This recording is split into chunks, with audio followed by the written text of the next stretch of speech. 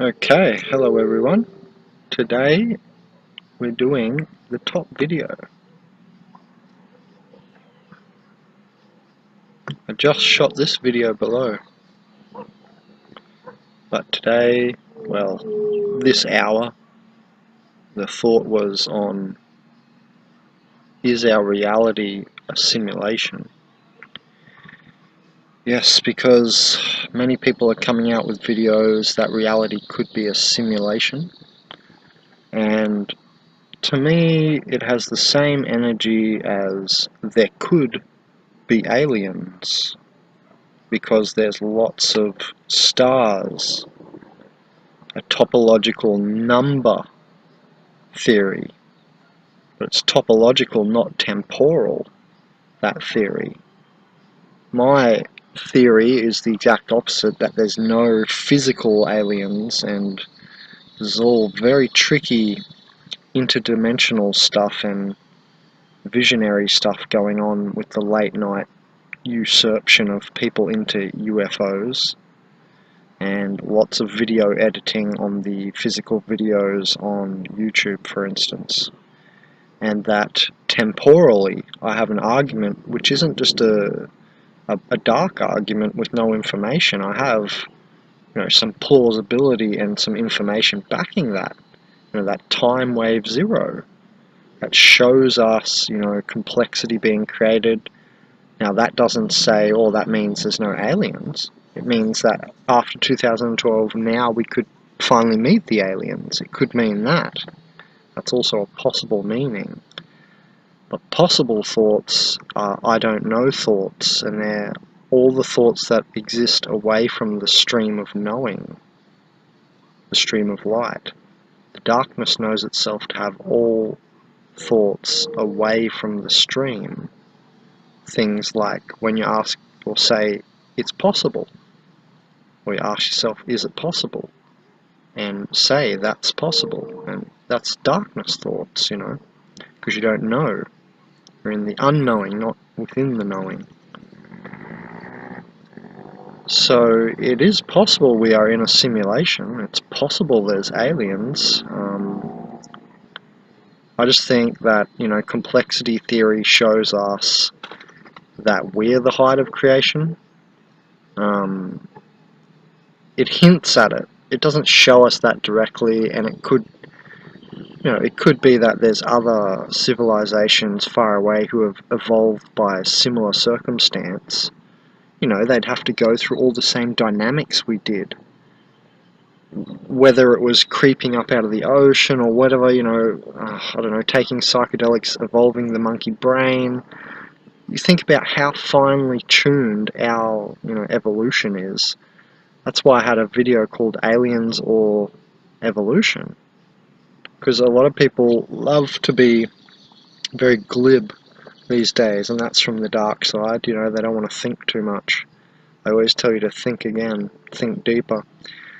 Because there's that dark surface area of ignorance upon the sphere of understanding, which is always expanding.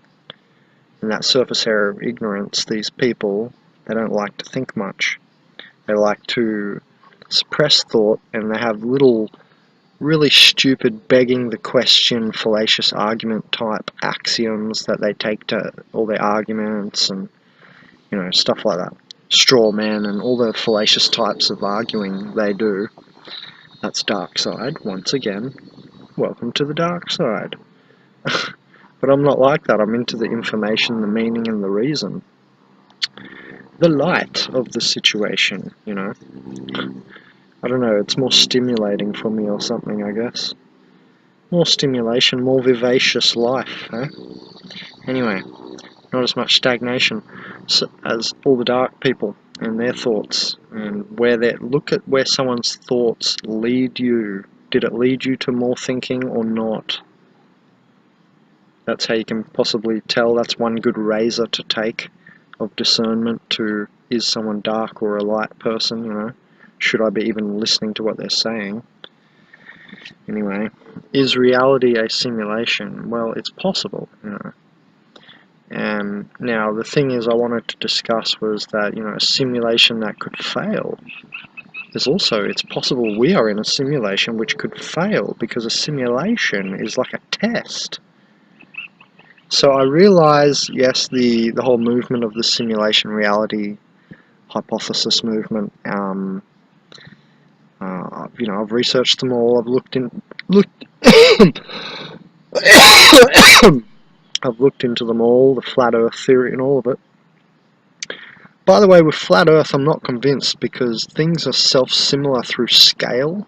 So if the atom is flat, then okay, the earth may well be flat. Is the sun flat? And they say all the disk stuff, but I'm not convinced, because things are self-similar at scale. I know reverberfractality is, because it's visually available for you to see, you know, besides the obviation of the Mandelbrot computer simulation. But yeah, you know, so, you know, if things are self-similar at scale, it's very likely that we're a globe or a ball Earth, even though a lot of stuff doesn't make sense. Like, you know, how they say, well, there's a lot of things that don't make sense to you at first sight that might well be well explainable in physics, for all I know, because I haven't looked into it. Like, would the ocean fall off, you know, a globe? But then, you know, they say gravity pulls to the center, so by that it wouldn't. But can you even figure out gravity, really? And, you know, have you really thought about gravity? Oh no, it gets deep. It gets very deep, that argument. So I'm avoiding it for now until I have some clearer thoughts on it, the flat earth thing. That's my little thought for now. I have other thoughts, but that's not this video. So back to this video, you know, it's possible we're in a failed simulation. That Nick Bostrom, he's a guy who's come out, who people will, you know, quote and point to, because he came out with the idea of, well, if we're in a simulation, you know, simulation theory of reality, if we're in a simulation, then it's possible, you know, that once you can make one simulation, you can make infinite amount of simulations, an infinite amount. So that makes it very likely that we're in a simulation. You know, because 1 out of 99% or whatever is going to be base reality or not a simulation. Now that's what I do think we're in. Basically, the third dimension is base reality, and we can see this via the onset. Only now, not in caveman times, not even in the Bronze Age, not even in the Dark Age, not even in the Iron Age. Or are we kind of still in the Iron Age? But anyway, not anywhere throughout history could you see the onset of proper virtual reality headsets, yeah? Like, you're going to be in virtual reality. You're already in it on the internet. You know what I mean? You are the browser. It's already a virtual reality. You dive into Google Earth, you know, that's a full-on simulation. Now, a simulation is vast. It can be modelled off another thing, like Google Earth is modelled off the real Earth of base reality. What I'm calling, you know, actual reality is, you know, what everyone says is an illusion and blah blah blah. Yes, it's the field of illusion. When you understand dimensional creation process, you realize that no, not everything is an illusion. Yeah, kinda, but it's better to say that it's the field of illusion. And you got to understand how density is created and the dimensional creation process of the layers of light manifesting, but also that dimensions are worlds within worlds, and that's definitely not this video. That's a big enough subject for 10 videos. Anyway, those videos are coming, so subscribe to this channel if you want to learn more about all that. So yeah, it's possible we are in a simulation, and one that could even fail. You know, there's a lot of people have pointed out that we're kind of in a forward escape mode. You know, that it looks like it's all or nothing, like a one chance shot. We're either going to go to the stars, or we're going to fail and use the rare earth materials for our fridge magnets. Anyway, classic monkey move. Classic monkey-brained move, yeah? Oops. Use the rare earth minerals for our fridge magnets, not the spaceship. Oopsie. Oopsie. Monkey mind for sure. Anyway, yeah, so it's possible we're in a failed situation where we all die, but again, I don't think so. And you see now the darkness, how it's always there, it's always ready to make you fear, but it is healthy because it makes you think again as well. You know, it's good to think of possibilities. That's how you narrow down, for sure, the one vector out of all the entropical field of possibilities, you know. So darkness plays its role as the family of dark also sets up a sort of grid for the family of light to traverse, and so we really, the family of light, choose the path of return to the family of love. But they set up that sort of structure. Anyway, so it has its uses, the darkness, but, you know, it's the darkness. It's pretty mediocre thing. Seems to not be the best. Anyway, simulation is like a test. So it's possible that we're in a failed test, is one idea I want to put forth.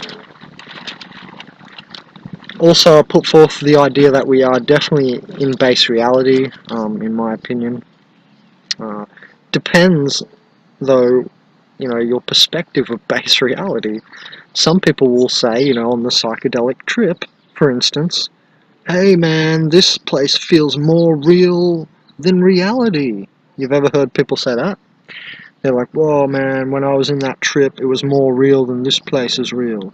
It's because they're feeling essence. The higher dimensions are like essence of physical stuff, of physicality.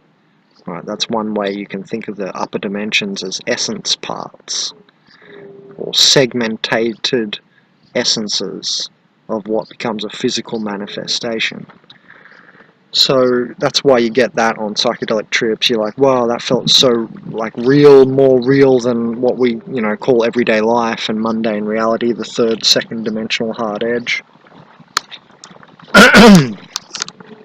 So the thing is that, you know, simulation itself is like a test. So again, I'm going to say no to this for the reason of bringing the cosmic drama back to us, giving us the ultimate importance instead of no importance, because that no importance feeling gives you 100% apathy. Boy, does it stimulate apathy.